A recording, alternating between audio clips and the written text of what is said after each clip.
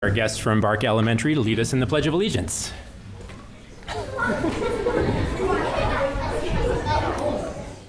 I pledge allegiance to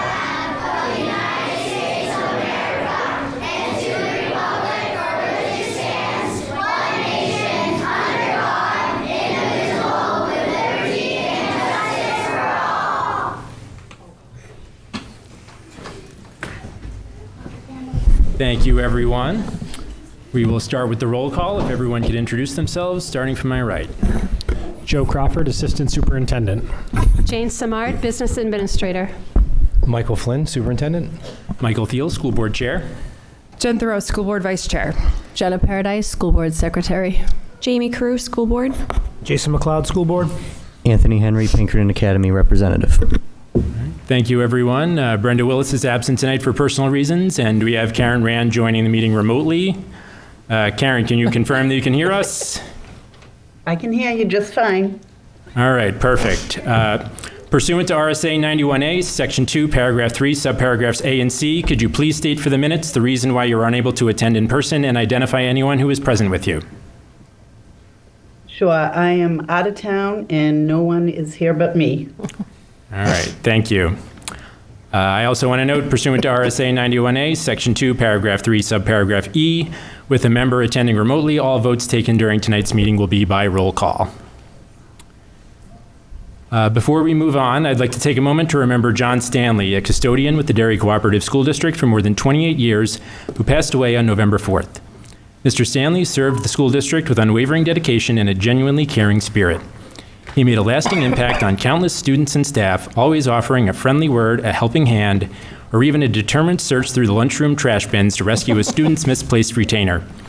His commitment to doing whatever was needed and doing it well became a hallmark of his character. The devotion and kindness he brought to the school every single day will not be forgotten by those that knew him. Please join me in a moment of silence to remember John Stanley.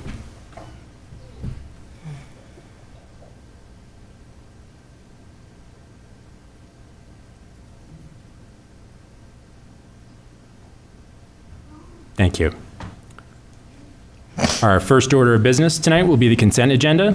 For tonight, we have the public meeting minutes of November 13th, 2025, and approval of the manifest in the amount of $2,052,941.50, of which $1,256,206.47 is general payroll, and $796,735.03 is general expense. Do I have a motion to accept the consent agenda? So moved. Second. First by Jen, second by Jason. We'll take a roll call vote. Jen? Yes. Jenna? Yes. Jamie? Yes. Jason? Yes. Karen? Yes. Chair votes yes. Motion passes 6-0. All right. Now for the show. We have two presentations tonight. We'll start with our friends here from Ernest P. Bark Elementary School. Mr. Brown, go ahead. Step on up. Choose a mic. Any mic. I think I'll choose this one. Everybody can hear me okay? Yes. All right, so I would like to just acknowledge that Mrs. Jazersky, our music teacher, couldn't be here tonight. She is busy doing lessons. She does lessons, vocal and instrumental, each night, so couldn't be here, but we have a spirited fourth grade group that is ready to sing a song. This is our wish, and it is pretty much student-led, so I'm going to let it go from there, and we hope you guys enjoy the show. Thank you.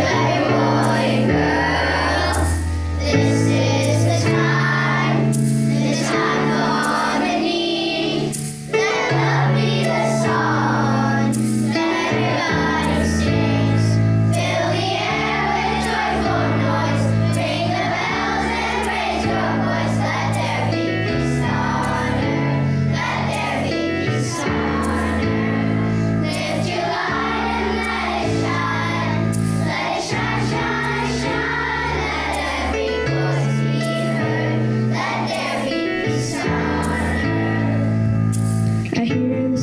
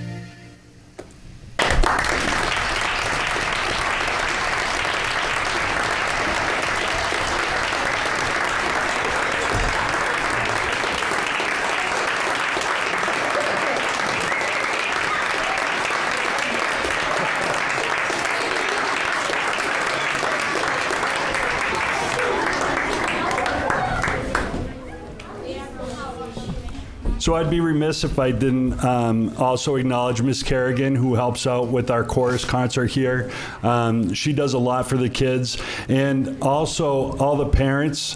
We know that it's a big commitment, and I would turn around. I can look at you on the TV, but we know that it's a big commitment for the parents. We do chorus practice before school, so the parents have to drop them off early. The kids have to get up early, and it's not always easy for them to get them out of bed. But Ms. Kerrigan and Ms. Jezierski always do a great job of getting the kids excited to sing, and you can see it's proof for yourself that they do a great job, and we're so proud of them at Barker Elementary School, so thank you.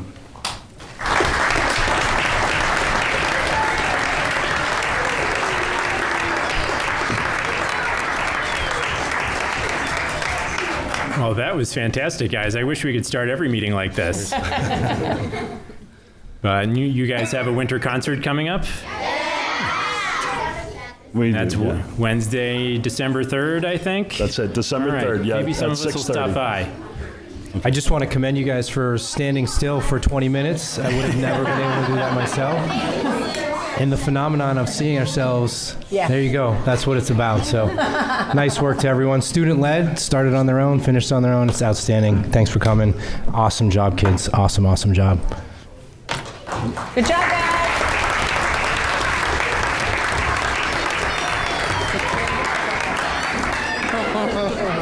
Yes. All right, we're going to take a 5-minute recess. We'll be back in 5. I'm going to take this time to go to the bathroom.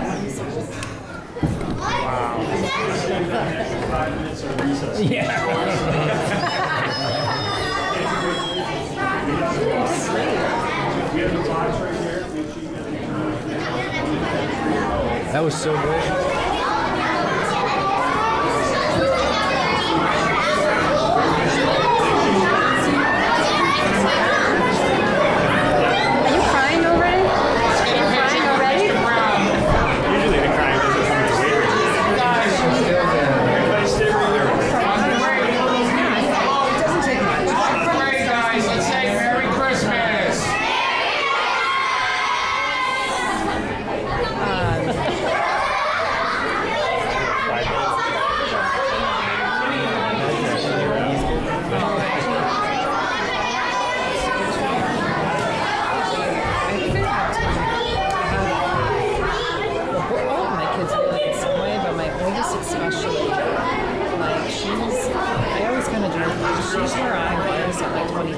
Already at like 9. Yeah, like she's just. Yes. I can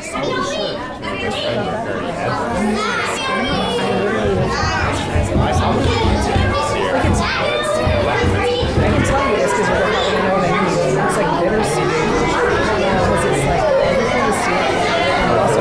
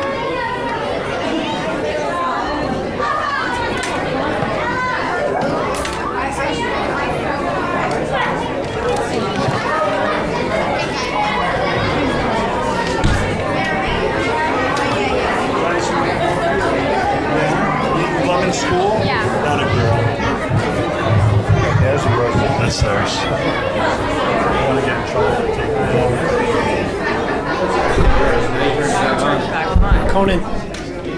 All these go on the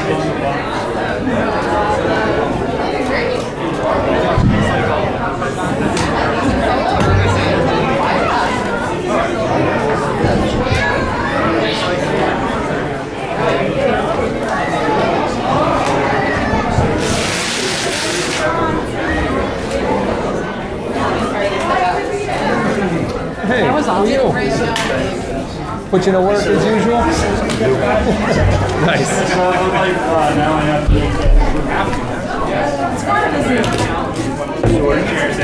Fourth grade. That was really amazing. Sounded awesome. 6, 7.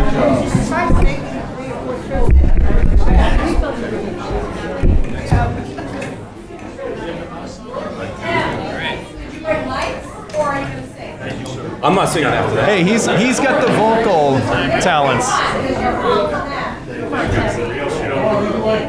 No. Is this yours or no? It's theirs. No singing. We need the snow for that.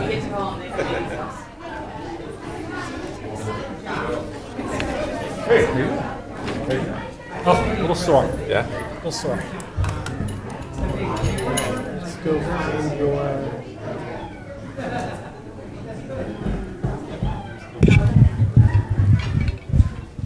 So there you are. Awesome. And then, like I said, unfortunately it's a PDF, so you just gotta scroll down and go to your next one. Does that work? Yeah, that's great. No, Zoom in so it's... no, that works. Ben, you do still have the handheld mic open. Oh, and do we need to do anything?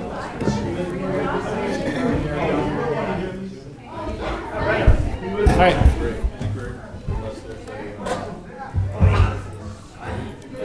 Might not be able to. I don't know. Browser-based Yeah, it's, situation. Okay. it's probably fine. Okay. Thanks. Well, I guess the audience wasn't here for Pinkerton Academy, but that's okay.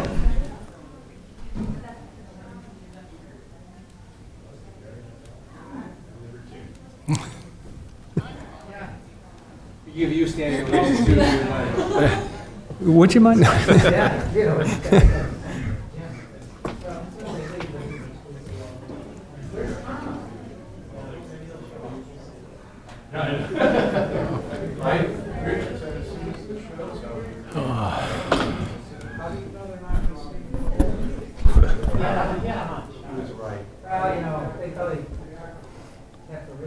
Do you want to?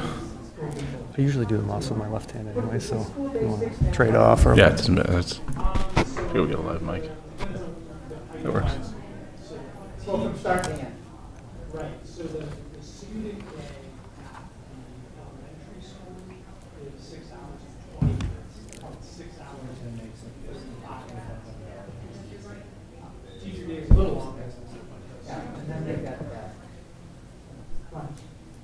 Yeah, and that's inclusive of the start to end school day. 6 hours and 20 minutes. How you doing? Good. Ready for Thanksgiving? Yes. Two people standing between us and that. 25. I'm thinking 45, 50 minutes. You're never invited again. Yeah, did I see like 20-something slides? Yeah, I cut it down. I had like 115 this morning. All right, G.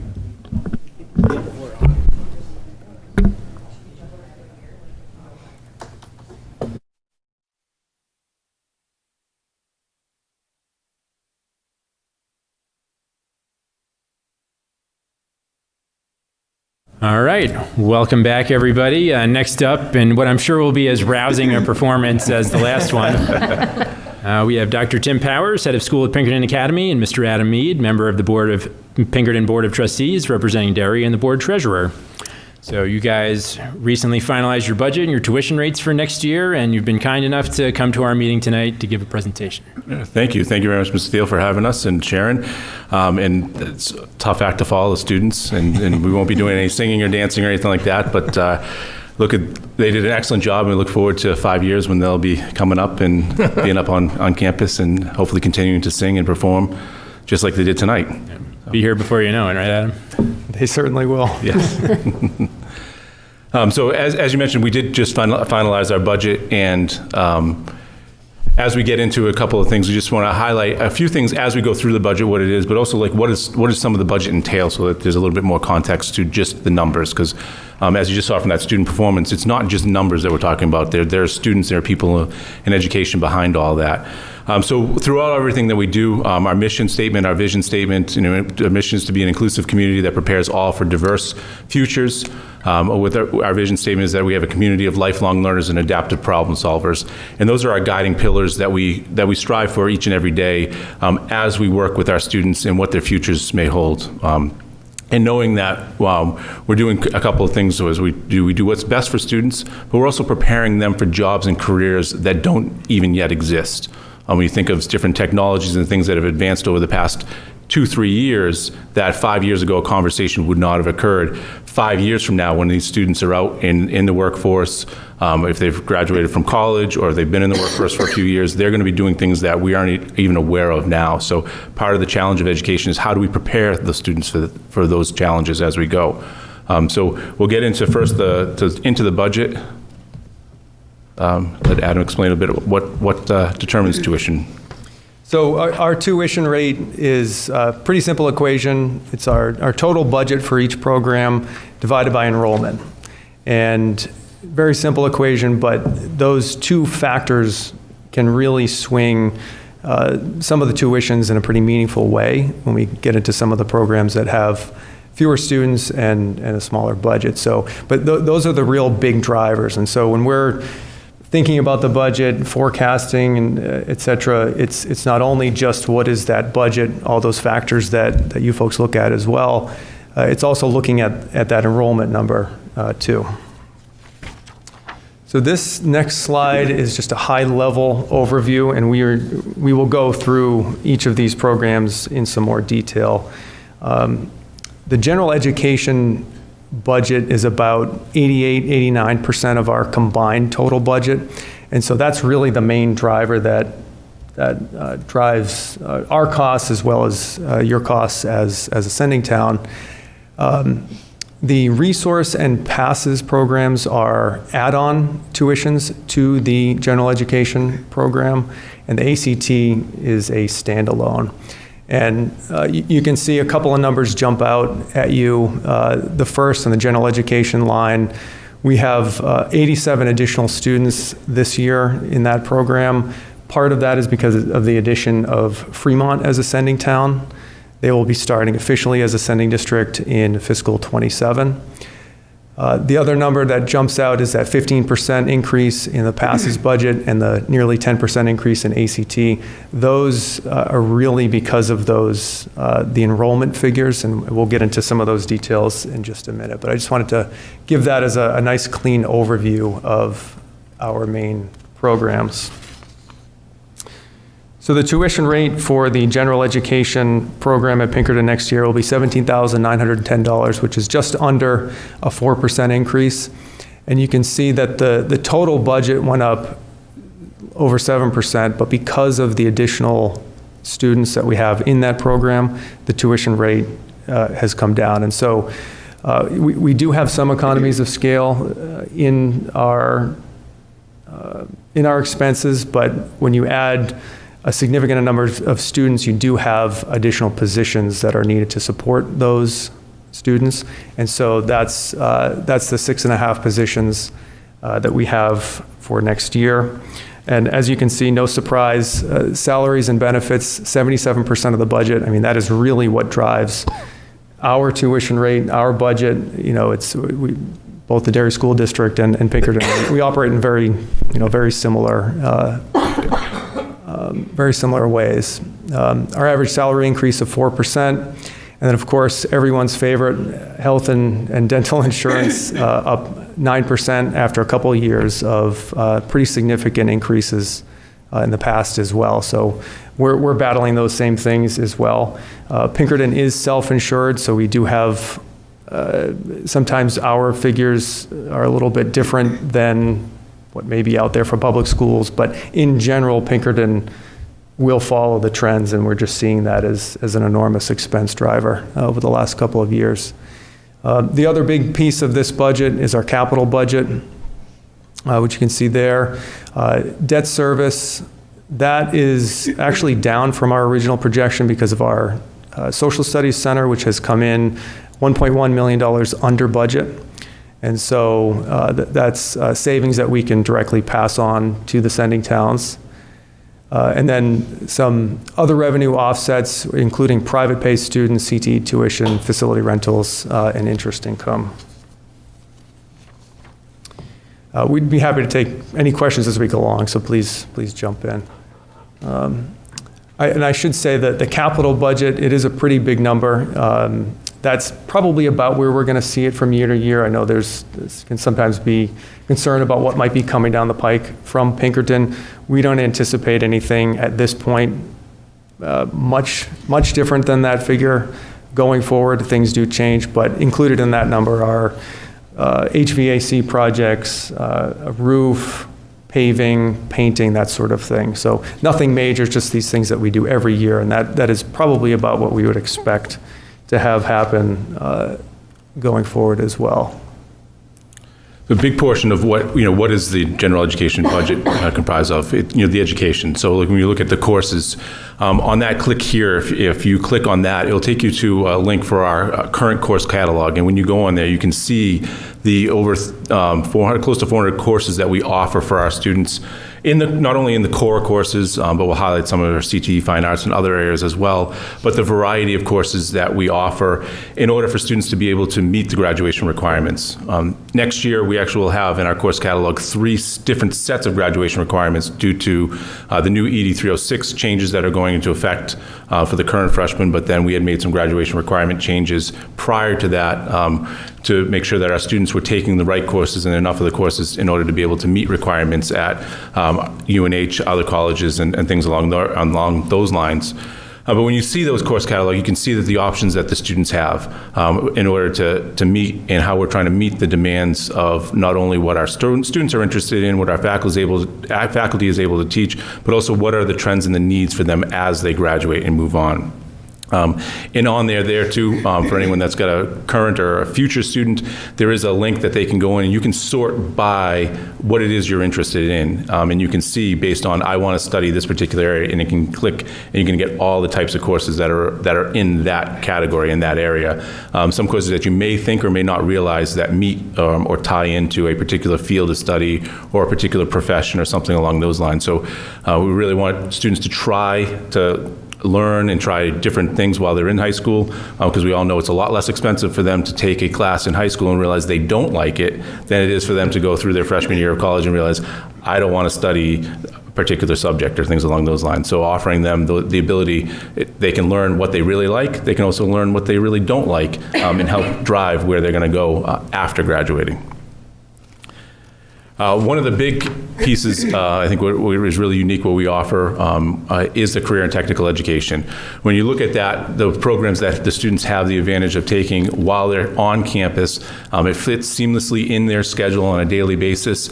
There's 19 different career pathways that allow students to learn and to explore what high-wage, high-skill careers are out there and available for them, whether it's going right into the workforce after high school, or it's going to a community college, or maybe it's going to a 4-year college before going into the workforce, but it gives them that exposure.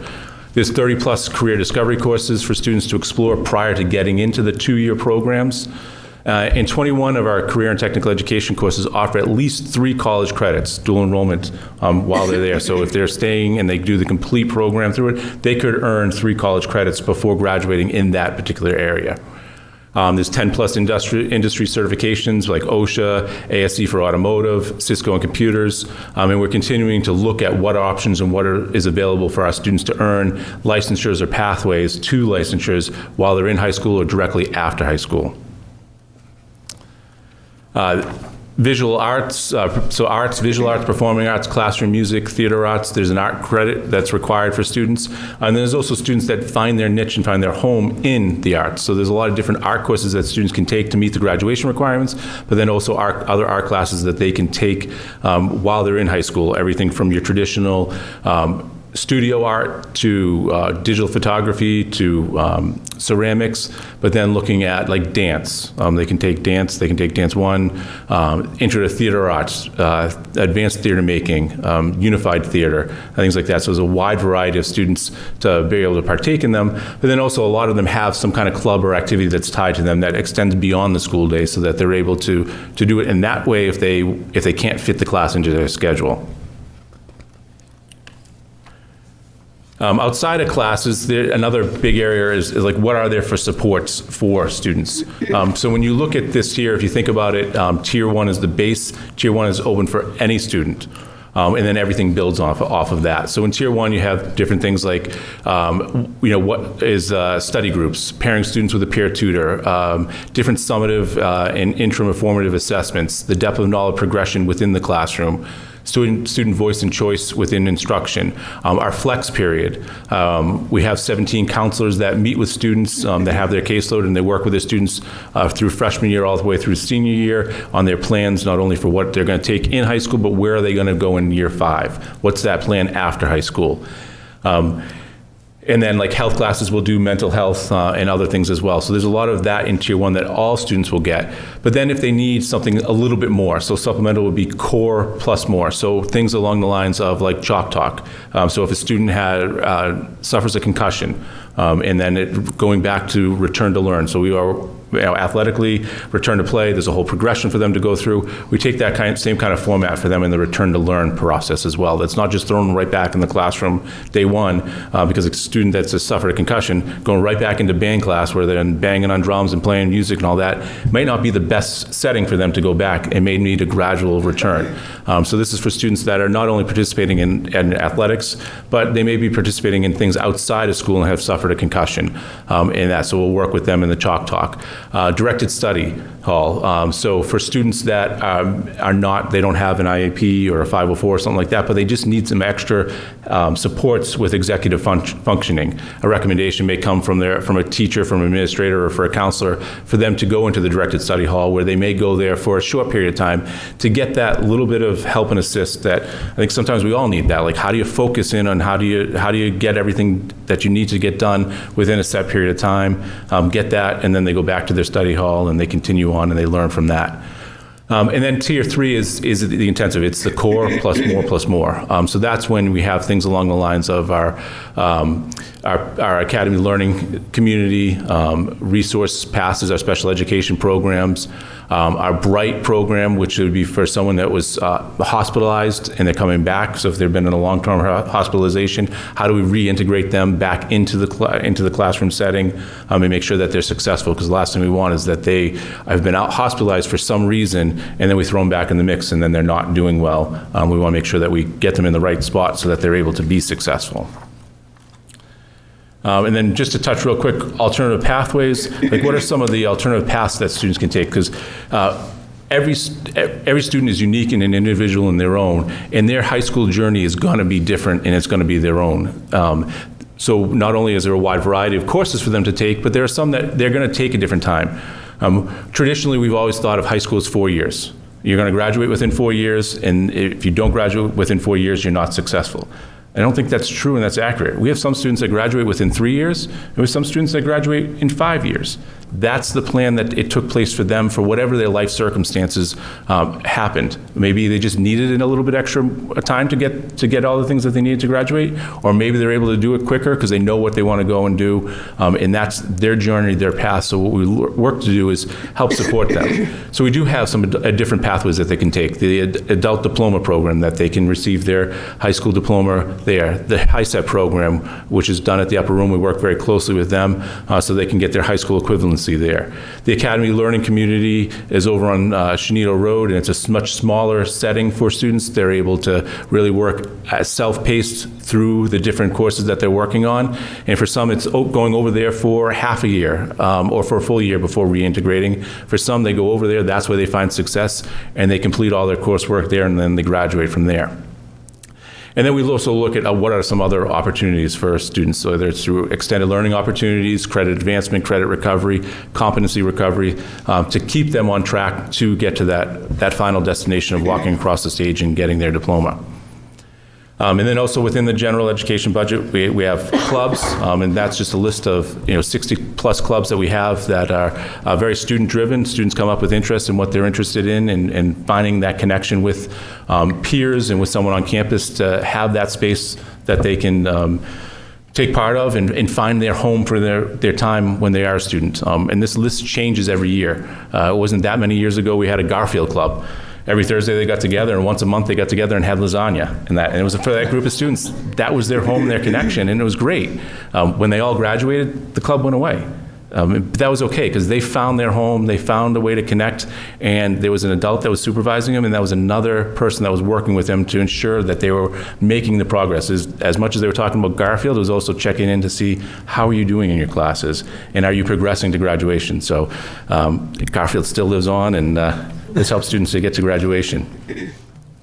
And then also sports. So we have 36 varsity sports, 11 freshman teams. They've had a successful fall. I'm sure Mr. Henry's been filling you in with the success of some of the fall sports teams, and I won't steal his thunder with what he may share with you for some upcoming events this weekend for sports, and a couple weeks for some of our theater kids in that. But there's a lot of opportunities for students to be able to participate in, whether it's athletics, co-curriculars, different activities, to build that connection and that relationships, to really extend the learning beyond what we traditionally think of. The school day starts at 7:15 and ends at 1:58, and that's the only time learning occurs.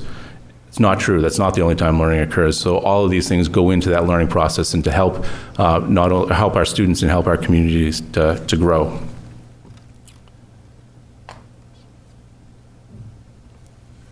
So the resource program is an add-on program that helps kids who need a little bit additional support. They might have some mild emotional or educational disabilities and so forth. This program was pretty flat in terms of enrollment, at least as we projected.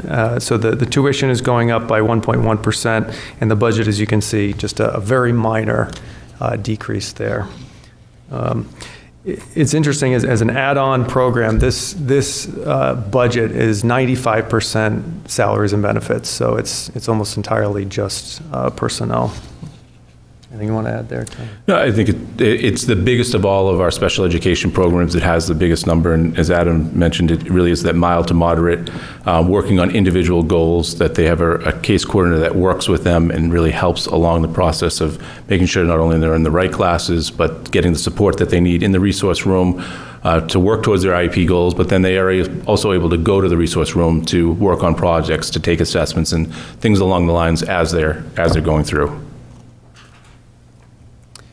Next is our PASSES program. This is a more intensive program, and this is one that I alluded to at the outset, where the tuition has gone up by 15%, even in the face of a budget that we cut by over 26%.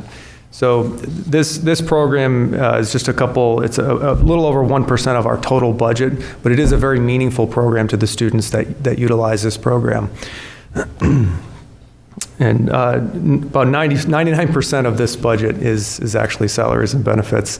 And just to give you an idea of the large swings that you might see in this program, which we've experienced from year to year, both on the plus and the minus side, if we were to take away one more student from this program, tuition would be over 20%. If we were to add a student, tuition would go down to 10%. 2 students would be just under 6%. So these programs are somewhat challenging from a forecasting standpoint, because at a certain level, we don't need to add or we can't remove staff, but the addition or subtraction of one student can really drive that tuition rate. So I encourage anybody who has questions about this, we're certainly happy to ask them. It's really, the program itself is fairly stable. It's just the tuition rate tends to jump around because of those factors. Anything else on this one? And along with all the special education programs, it's a team decision. It's not a Pinkerton decision to put a student in a particular program. It comes from a team. So Derry has a seat at the table with your LEA that's working with the family, the student, looking at the student's disabilities and what they need for supports to match them with the best program possible. And as Adam mentioned, this one does tend to have a lot of the fluctuations up and down because of that enrollment number.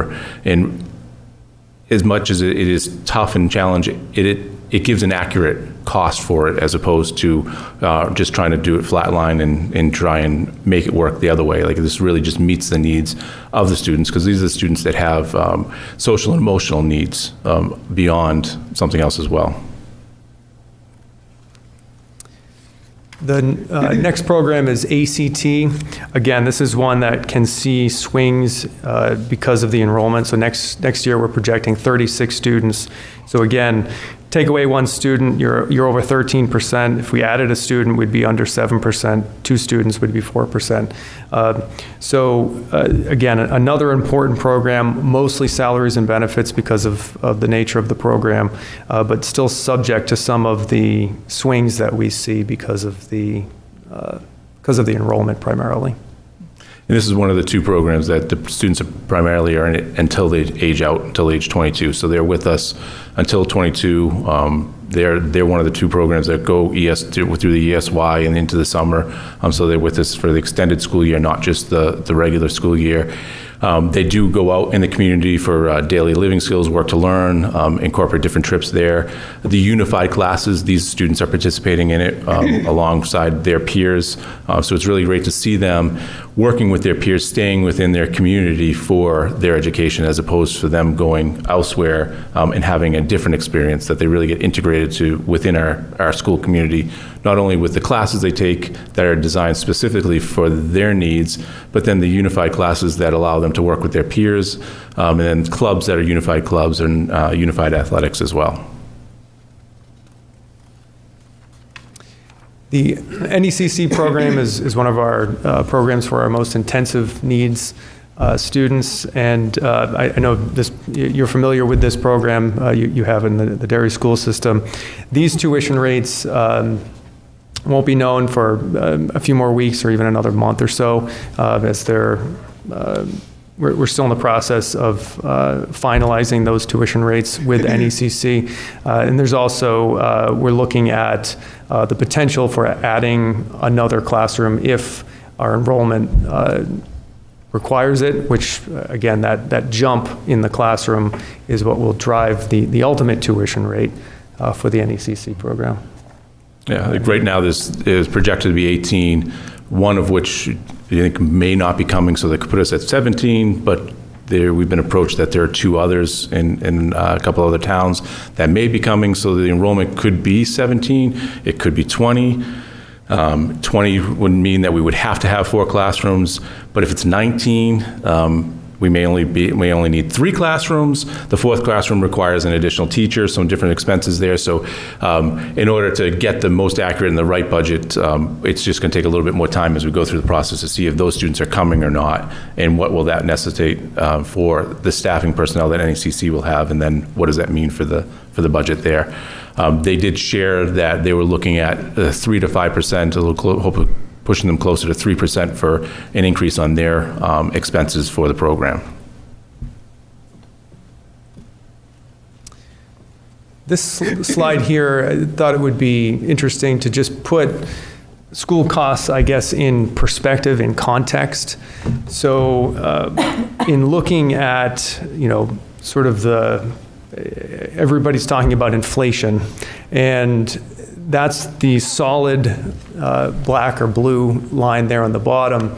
That's what everybody sees and feels. School costs are actually have outpaced general inflation over 5, 10, 15, 20 years. Part of the longer term inflation is because of additional services, additional special ed costs that all schools are seeing. The addition of Chromebooks or laptops into the classroom, those all add additional costs that keep school inflation higher than the general inflation level. And so this graph goes back to June of 2017, so a 7-year look back. The state of New Hampshire has data that goes up to fiscal 24, so that's where that graph ends on that vertical gray bar. But what's pretty clear is that national inflation has outpaced core inflation. And then when we look at the inflation level of school costs in New Hampshire, it even outpaces that at 5.4% from 2017 to 24. So in looking at last year's data for national K-12, up 3.8%, core inflation up 2.8%, we can only surmise that that will continue increasing. I did, because I was curious, I looked at Derry's increase over the same period, and Derry tracks the state average almost exactly. If it's of any interest to you, but it's something that we look at just to put Pinkerton's costs and all school costs in context. We've had some discussions over the past, some healthy dialogue about Pinkerton's tuition rates and how, as I mentioned at the outset, we have general education. Some of the special education programs are add-ons to that general education. So when we blend all of those together, Pinkerton's average all-in tuition rate would be just shy of $20,000, $19,935. I would note that that figure is a Pinkerton average. So we have 17.7% of our population in some sort of special education program at Pinkerton. Derry's share of Pinkerton's enrollment is closer to 20%. So that number, if you were to calculate it for Derry, would be slightly higher. For other towns, it would be slightly lower. But just in context of the New Hampshire average going up 5.4%, Pinkerton over that time has gone up just a little over 4%. So we think Pinkerton, with all the qualitative factors that Dr. Powers described, and the quantitatively really represents a good value to the community, and we hope it's seen that way. In closing, just as I mentioned at the beginning, what our mission statement, our vision statement is, this is our strategic plan that we're in year 2 of now, and what we're working with to help our students, want them to become resilient learners. We want to look at enhancing our systems of support and sustainability. We want to ensure all students graduate with a plan. And those are our goals that we have been and continue to work on as we go forward. And those are things that factor into the budget. So when we talk about numbers, there's meaning behind the numbers. It's not just a number and a data point, that there are meaning, there are people, there are students, there's their education and their learning that's behind all of that. And then, we said we'll take any questions here, but if there are any other questions that come up after, anyone can feel free to send me an email, and I'll get back to them as soon as I can. All right. Thank you, Tim. And thank you, Adam. I think we all appreciate you guys appearing before us here tonight. It's been a few years since you've come, so I'm hoping we can keep the lines of communication open, make this an annual thing. I think Pinkerton offers a great value when you look at what you offer, the costs compared to other high schools. But obviously your tuition is a major driver for us. It makes up a sizable portion of our budget. And when your costs go up, we need to be able to explain why that's happening. So I think it goes a long way for this board and for people in the community to see you guys come here, explain what Derry is getting for its money. Obviously we operate differently as a public school district and you guys as an independent high school, but you can see that we're affected by a lot of the same trends and drivers with our budgets. So I'll turn it over to the rest of you guys if you have any questions. Not a question, but obviously thank you both. Something to keep in mind just for folks listening, state average is about $21,000 per student per year for high school tuition, $17,900. So a lot of times it comes up in conversations. We see it, people talk about the cost of Pinkerton and the value and should we do something differently. It's important for people to understand that tuition is about $3,000 less than the average in New Hampshire, and some towns are up to $35,000 or $40,000 per student. So everybody needs to kind of keep that in perspective, and you guys both talked about value for dollar, but taxpayers think about the budget and what drives it, but we need to think about, and I think you both said it, the students behind the cost of tuition, right? So it's not just a one-for-one, here's a number or a peg on a board. What are students, what are they offered and what's available to them for under 18,000 when the state average is at 21,000. So I think it's important for taxpayers, families, folks at home to understand, based on everything you showed us, that's just the tip of the iceberg, right? And there's a lot more that goes into it. The value is there. So I think people need to understand that we're getting a good value for our dollar. And costs are going up everywhere, and it's in line. So again, just thanks for running us through the presentation. Great to hear from you guys, and appreciate it.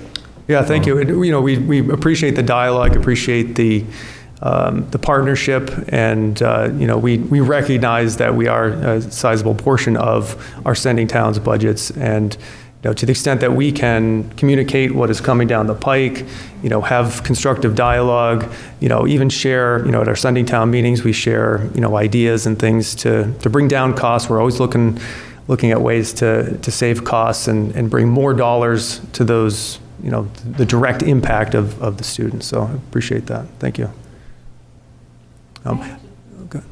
There we go. I had two kind of questions. Since my first time being on the board and having you guys present me being here, the one thing I had a question is, I understand, so our school board meetings are open, so the public can come and ask a question and weigh in when we have big projects coming down the line.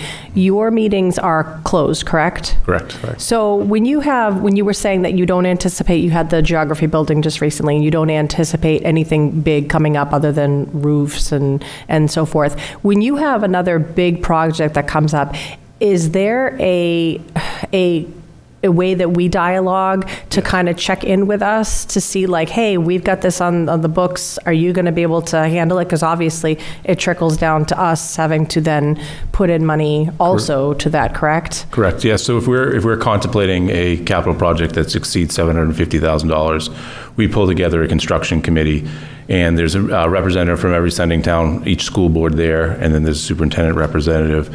And we meet and we share information about where it is we're thinking, or what the project would entail, costs, all that stuff. So with this last building project, we started that close to a year prior to the project actually becoming a project and doing it. And we went through and then updated them as we went all along where it was. So we had dialogue, we had feedback, we had several meetings where we went through that process, what it would entail, like what was the reasoning, what was the rationale, why, like all of that.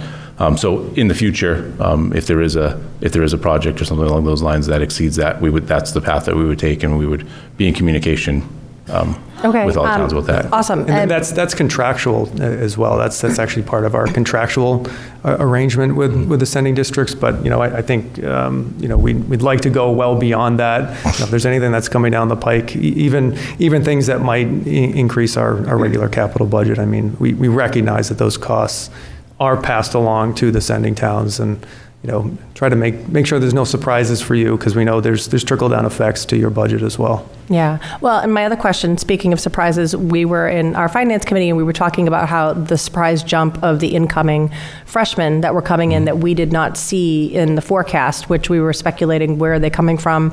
Are a lot of them coming from homeschool situations where we don't know because we never counted them for 8th grade, and now all of a sudden that they're in Pinkerton? How are you guys anticipating that? Are you forecasting? Are you looking out to other how are you anticipating who's coming into the freshman class to get a better scope of some kids who may have dropped off the map and are suddenly coming on, so that we don't have this shakeup of 40 extra kids? That's a great question. I think that's just continued collaboration with Mr. Flynn and his team, and that, because that just to pick one category, you mentioned the homeschool piece is an unknown, because if you don't know about them, we don't know about them either.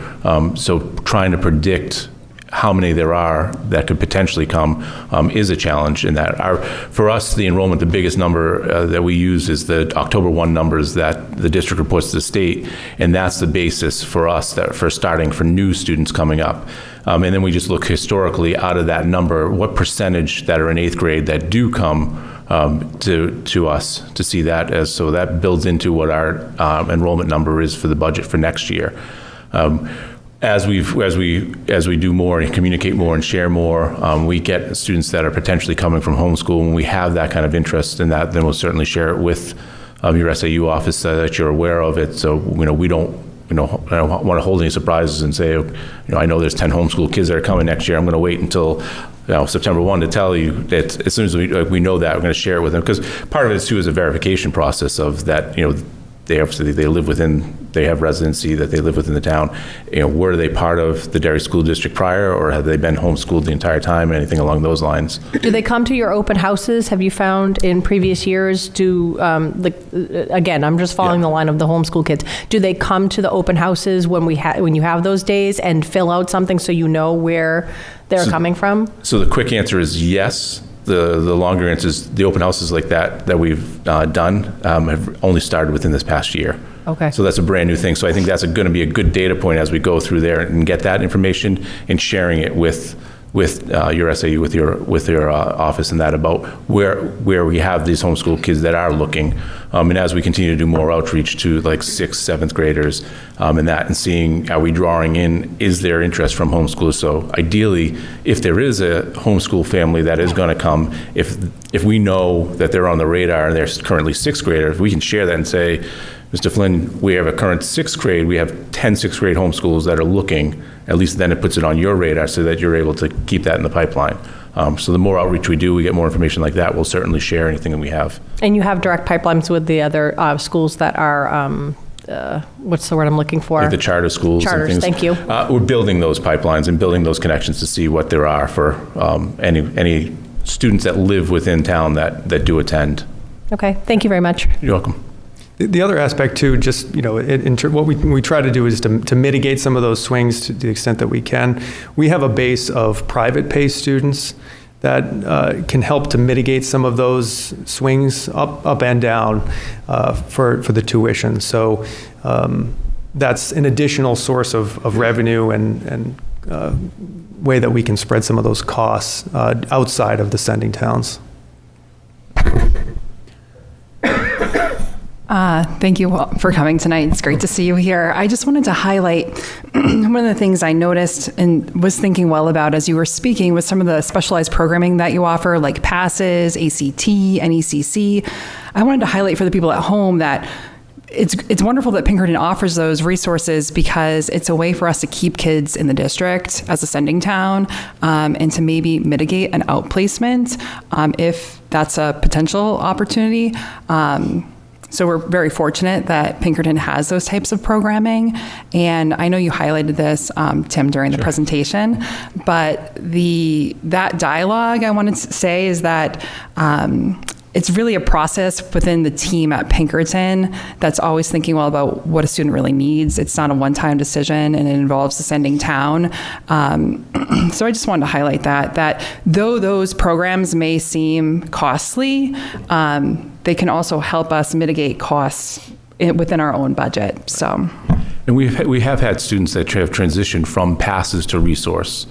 And things along those lines. So it really truly is what's best for the student and what meets their needs. It's not a thing about, we have 23 students enrolled or budgeted for this year. We need to make sure that we keep 23 for the entire year. No, it's really about what the team decides is best for the student. And I think that collaboration that you brought up in keeping the students here, NECC is a perfect example.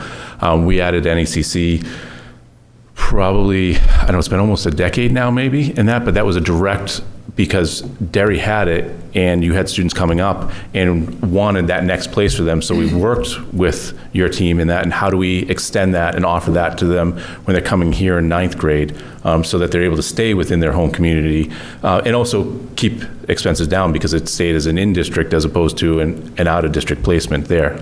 So continuing to work and collaborate with our partners in ways that we can help in those areas I think is important. Somewhat related to both of those questions, I remember going to one of those construction committee meetings. I think it was one of the first things I did when I joined the board 2+ years ago for the new social studies building. And that building houses the ACT and NECC programs. So has that enabled you guys to have more capacity for those programs, keep more of those students on campus? Yes, this is a quick answer, and it does. The areas in the building are especially designed for those students. there's a life skills room that has a kitchen, and off of it has a bedroom set up, so that as they, their goal is, if they're able to, once they age out and they graduate, and that they're able to work, they're able to live on their own, that we're teaching them those skills. So part of the life skills part is, okay, mom and dad or family or friends are coming over for dinner. Grocery list. What do you need to buy? Go buy it. Bring it back, put it in the shelves. Okay, now it's time to cook. Go through all that process of that there. So that's allowed us to really to work with our students that way, and expand the capacity of it, so that way we, as the need may grow, it's there that we are able to take those students in, and we don't have to turn them away because we're at capacity. All right. We have any more questions for these guys? Oh, Karen. Thank you. Karen, still there? You got any questions? All right. Well, again, gentlemen, I want to again express how appreciative we are that you came tonight. We'd love to see you come back here next year, future years. So good luck with the rest of your school year, and we'll see you soon. Thank you as well, and hope everyone has a happy Thanksgiving and safe holidays. You too. Thank you.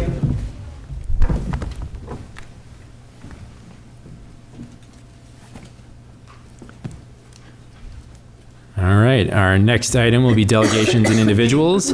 At this time, residents of Derry, parents of currently enrolled Derry students, and employees of the district may address the school board on matters that pertain only to school and district business for a period of time not to exceed 3 minutes per person. As a reminder, questions cannot be answered in real time. If you would like to speak, please come up to the microphone at this time and state your name and address for the record.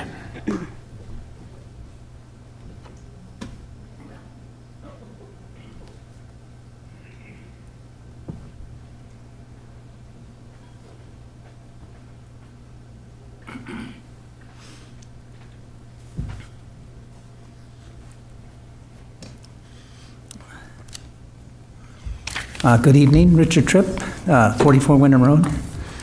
When you were talking about the issues that you have with forecasting what the freshman enrollment's going to be in Pinkerton, and you conjectured where these people are coming from. I too agree that it's probably mostly homeschool kids that are aging out from the parents being able to teach what the kids need, in high school. But I would suggest there's an organization called Granite State Home Educators, GSHE. I think you might want to contact them to find out what kids in the area are considering going to Pinkerton, because these are kids that are actually being homeschooled right now, and they're probably the ones that could answer that with some degree of fidelity. Thank you.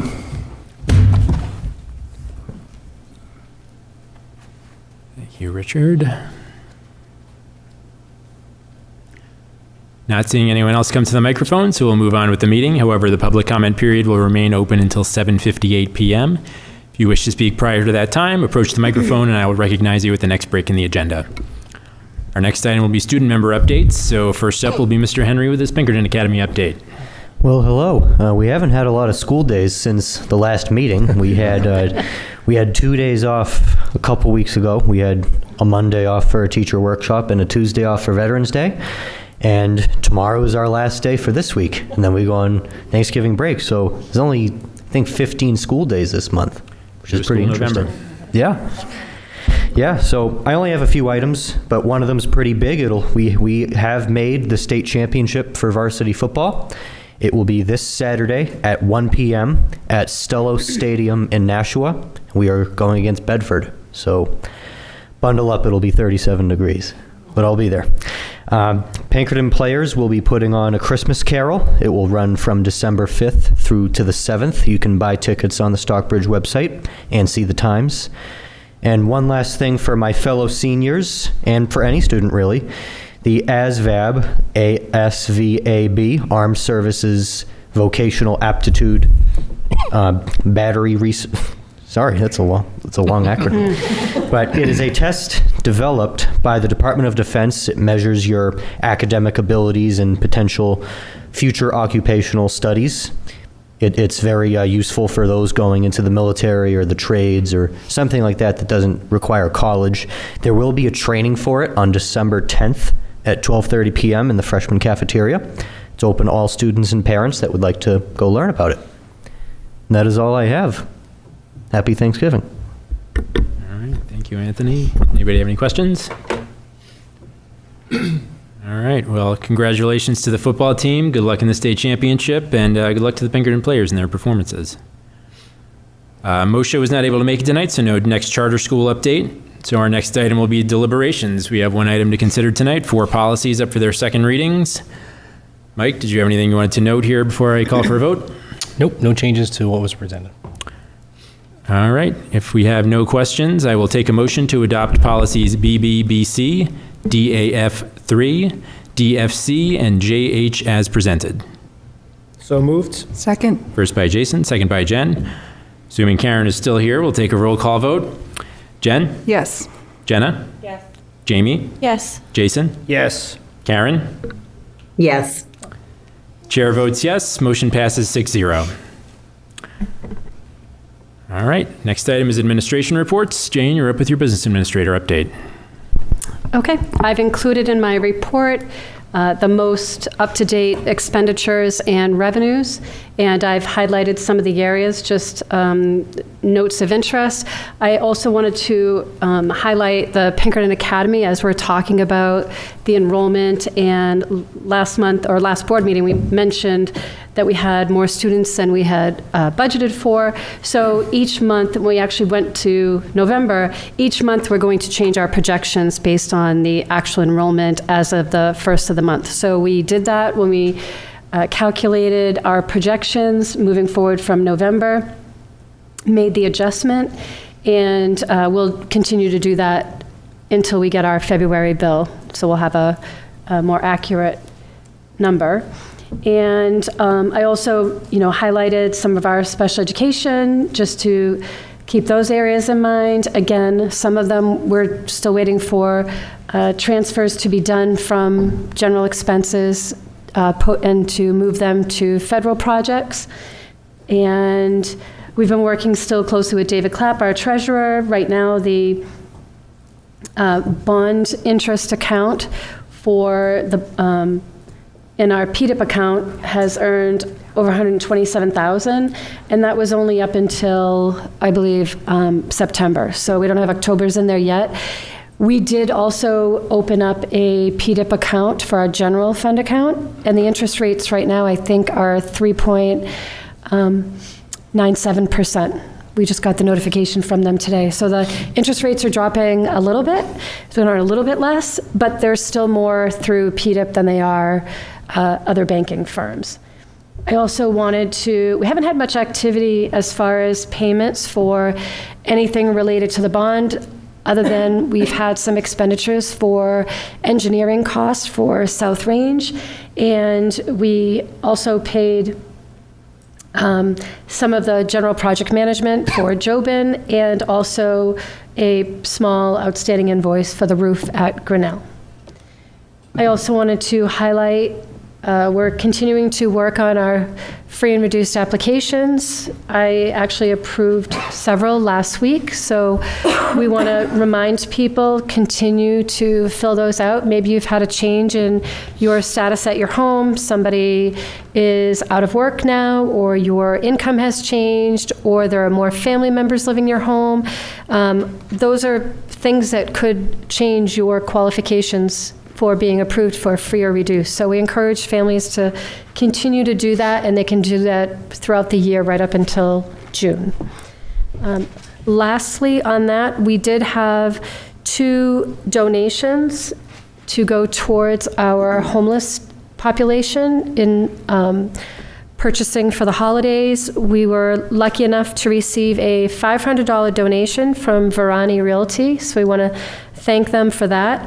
And the Derry Village Rotary Club recently donated $2,500 to go towards our the holidays for our homeless students and families. So we want to thank them as well. And also, I am a member of the Derry Village Rotary, and we are going to be at the parade on Saturday, and we will be out there with our shopping carts collecting non-perishable goods and money to go towards the holidays for students and their families. So we will see everybody out there. I think you just told me it was going to be 37 Saturday, so. Fa la la. Fa la la. But it's a great event. We do raise a lot of money, and we will be able to get a lot of food for our families that are in need. So, any questions? Thank you to Verani Realty and the Derry Village Rotary for those donations. And yeah, I also wanted to mention with Pinkerton enrollment, when you talk about those October numbers, we consistently, students drop off over the course of the year. So that's going to change consistently over the course of the year. So when you say your X students over or under in October, that's a moving target throughout the year. Yes. All right, if there's no more questions, Mike, you're up next with your superintendent update. I think Anthony stole my line. I was going to say we've only had 7 business days since the last meeting, so not a whole lot of updates out of our office either. But one since the last meeting, which has been great as the DVS recommendation had moved forward. We're going to go ahead and post for a public hearing in our December meeting in regards to withdrawal funds from the contingency. Those recommendations are going to go to the facility committee. It's the number 1 agenda item the next time we meet. So that by the time we get to our next board meeting and public hearing, we'll have that information presented, even though we've kind of laid the baseline of what we're going to be doing. So I'm excited about that. We've already, Jeremy's been working with Jobin. We've walked the building. We have a couple people coming in to check it out. I'm excited about that. Happy Thanksgiving to everyone. I know everyone's been saying it, but it's also my job to say it. And when we come back from break, talk about a quick stretch, 15 more school days, and then we get that ever so often every 5 years of a 2-week break in our profession. So parents, get ready, as they will be home for 2 full weeks, start to finish. So that's it from us. All right, yeah, when it comes to the budget, obviously getting that Pinkerton tuition number was the big final piece of the puzzle. So, when you adjust for that real number coming in, that is going to put a big dent in the percentage increase that we're looking at. I know you guys have been working on additional reductions. We'd obviously, love to see that number come down. After tonight, we have 1 board meeting and 1 fiscal advisory committee meeting before the public hearing on January 13th. So it's crunch time. Mm-hmm. I'm excited. I mean, Jane and I have been talking about it. We feel pretty good about where we're headed and how we're getting there. I think not only will the fiscal advisory committee, I feel confident that they'll like our approach on how we attacked what was discussed. But more importantly, we've had since our last board meeting, I know I've had several one-on-one meetings and group meetings with fiscal advisory members. So we've been chipping away at those questions and trying to make sure everyone feels confident as we move towards the end game. But I can confidently say I feel pretty good about which way we're headed. So Great. All right. And at our next meeting in December, we will have that public hearing for to expend funds from the contingency fund for the Derry Village SAU relocation. And I'm sure you'll continue to note through this process that the expectation is that most, if not all, of those upfront costs are going to be covered by the proceeds of selling that building once the relocation has been completed. Correct. All right. Any questions for Mike? All right. Next up will be committee reports. We've had 3 committees meet since the last board meeting, so we'll start with the policy committee. I think Mike has some first reads. These should be pretty easy for first read. So BAAA would be board policies and administrative procedures. We reviewed and moving forward for reaffirming. So no changes. Policy DA, fiscal management goals, also being moved forward as just to be reaffirmed. No changes. Policy IC, which is the school calendar. Once again, no changes, moved forward as to be reaffirmed. Getting into JLID, student bicycle use, has not been reviewed since 2013. Since that time, almost 13 years ago, Bikes are no longer required to be registered with the Derry Police Department. There's been several changes in that, so we rescinded that line from the policy. That is the only change. And that's it. Those are the 4 moving forward. If you have any questions now or in the future, reach out to Brenda or I, and we can certainly help. I had a quick question. Does bicycle include skateboards, or is it just bikes? Or e-bikes? Does it all? You know, e-bikes is a great question, but I don't, the skateboards were not in the policy discussion. Okay, Just just bikes. curious. Yeah. I guess they used to have to, I could be, but Jamie remind me, they used to go to the police station and take a bike and drive around the cones and then get registered, stuff like that. Yeah, Brenda was sharing that story, but All right, so if there are no questions, these policies will come up for a second reading and a vote at our next meeting on December 9th, and public comment on these policies would be welcome at that meeting during delegations and individuals. Next up is Jamie with an update from the Communications Committee. Okay, so we had a meeting on Friday. So the first school board newsletter came out on October 30th, and we got a lot of valuable feedback on that. So that's the biggest thing that we talked about was the changes we're going to make to future newsletters. So we talked about when the next one should be released and what important topics they should include. And the next one we're planning to release should be in January sometime. And we also discussed expanding the district's social media platforms beyond Facebook. And our next meeting is January 16th, and that's it. All right, thank you, Jamie. I know the committee received quite a bit of feedback from many of us after the first newsletter, but, it's first crack at it. I'm sure we'll see that evolve moving forward. Anybody have any questions for Jamie? All right, next up is Jen with an update from the Curriculum and Assessment Committee. The Curriculum Committee last met on Thursday, November 20th. At that time, we continued our systematic overview of the entire curriculum from K to 8 in all content areas. Special focus on this meeting was for the social studies curriculum. Patty Thomas once again joined us to review the social studies curriculum. She explained at that time that the K to 4 social studies curriculum is embedded in the ELA curriculum, the elementary level, ELA's English Language Arts curriculum. So texts and activities at that level are chosen to support state social studies standards. Grade 5, there's a 3-prong social studies curriculum, which focuses on civics, that uses the New Hampshire Kid Governor program, geography, that teaches map skills and regions, and economics. And then we transition once again from 6 to 8 in social studies. There's a progression of history being taught starting in grade 6 with the age of exploration and colonization. 7th grade focuses on the Revolutionary War all the way up to the Civil War, and in 8th grade, the end of the Civil War into the 20th century. In the the 6 to 8 grades, civics, economics, geography are all integrated into a historical context. That was the first part of our meeting, that social studies review. Small portion, second part of the meeting was when Kim Conant, the director of curriculum, provided us a short educational preview video of the CARES curriculum in our district. For folks listening or in the audience who are not familiar with the CARES acronym, CARES stands for cooperation, assertiveness, responsibility, empathy, and self-control. This educational video, the audience is really community members and parents to speak more about what the CARES curriculum teaches students at varying grade levels in the district.